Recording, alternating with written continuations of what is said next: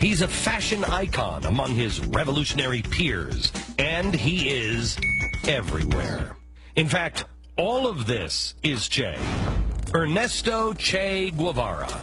There is the famous T-shirt. It is so famous, in fact, that you can buy T-shirts that have images of the T-shirt on it. Che's image, it sells beer, it sells lighters, it sells belt buckles, it sells baby onesies. Why are you risking your life to fight for us? And nowhere is Che seemingly loved more than in Hollywood, USA. You'll see. When Fidel's running things, everybody will read and have food on the table. But is that who Che really was?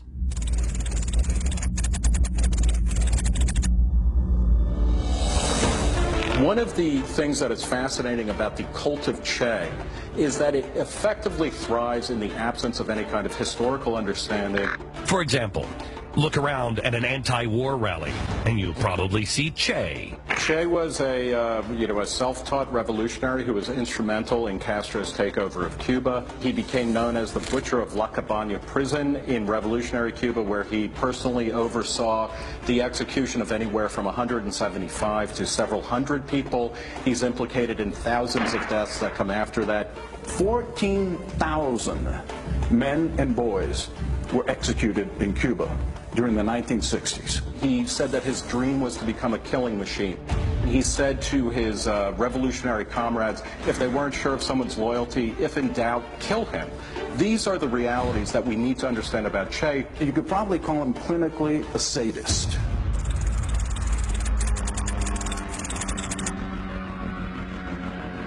When you read his diaries, he goes into particular detail about when he himself shoots people in the head.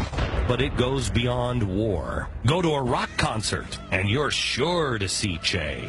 This is a man who tried to ban free expression, particularly musical expression such as rock music and jazz music, because he thought it was imperialist. He was the Caribbean equivalent of the Taliban. He enforced a single moralistic viewpoint, and if you didn't agree with him, you would be killed. One of my favorite is Carlos Santana.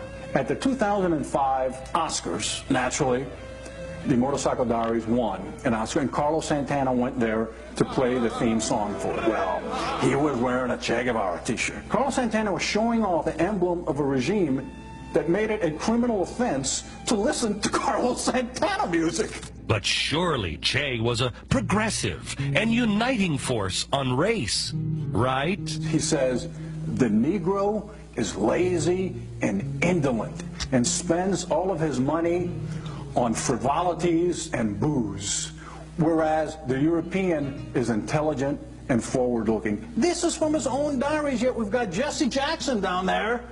Viva Che! We've got Jay-Z with a song with the lyrics, I'm just like Che Guevara with a bling on. I'm like Che Guevara with bling on, I'm complex. Maybe he is complex. Either that or this guy doesn't know that this guy would have thought that this guy was nothing but a frivolous, lazy drunk just because of the color of his skin.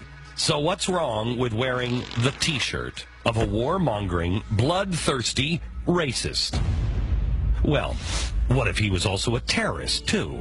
To his home, to his places of work, to his places of recreation. We will attack the enemy wherever he lives. Folks, this was written in 1966. He preempted Al-Qaeda by 30, 40 years. Let's see if you can tell the difference. Which quote is from Che, and which one is from Osama bin Laden?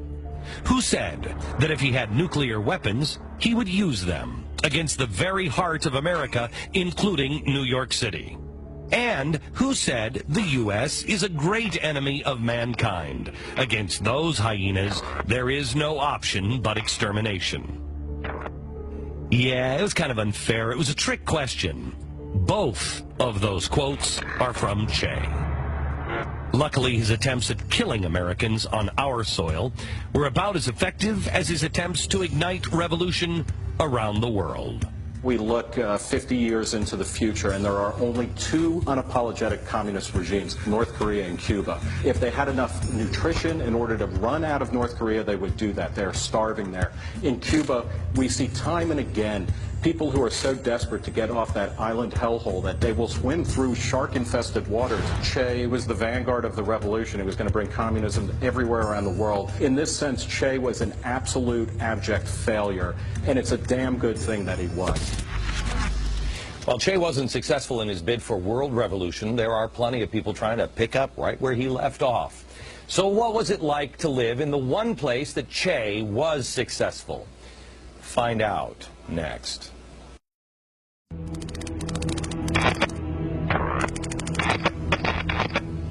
You've heard the infamous quote that one death is a tragedy, a million is a statistic.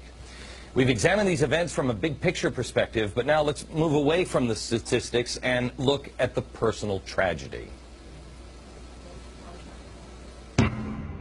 Che Guevara. His image is a global fashion phenomenon.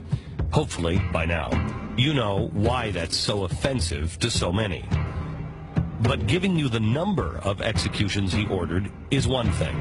Seeing the effect is another. They portrayed him in the movies as a hero and as a humanitarian. He was a cold killer. This is Barbara Rangel's grandfather, Colonel Cornelio Rojas. He was a freedom fighter way before Batista came into power. He was descendant of patriots. His father was a general, and his grandfather was also a general brigadier that fought for the Cuba's War of Independence against Spain. One day, her grandfather was just gone. When Fidel Castro and Che Guevara arrived in Havana, it was January '59, and that's precisely when my grandfather disappeared. My family had no idea where he was. All of a sudden, my family was in the living room watching television, and they see my grandfather walking. They were extremely happy to see him, and then they realized that he was walking towards the wall. He started screaming, and my grandmother collapsed. They realized that he's going to be executed. When they asked him if he wanted to be blindfolded, and he said no, and he said, there you have the revolution, take care of it. He asked if he could give the firing orders, and he says, aim, fire. He died like a hero. And he was executed by cowards. There was no trial whatsoever. Che Guevara did not allow a trial. He was taken prisoner at the beginning of January and executed January 7th. That is something that I will never forget. There's not one day in my life that I don't think about him. Barbara's pregnant mother was so traumatized, she went into labor 3 months early. What is a person supposed to do, you know? Rejoice for the birth of your son, or cry for the death of your father? Meet Barbara's mother, Blanca. Che Guevara me quitó lo más grande que yo podía tener en mi vida, porque para mí mi padre era lo más grande, porque él era muy buen padre.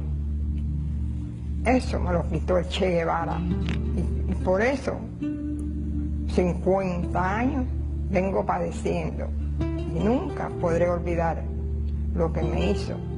For those who lived with the real Che, it is impossible to understand, in America of all places, how anyone would want him on a t-shirt.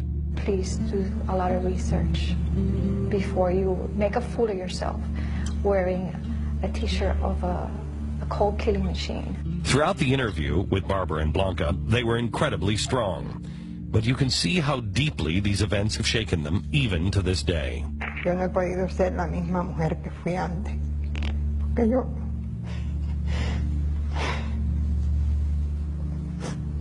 This is the real legacy of Che. It's murder, destruction, and broken families.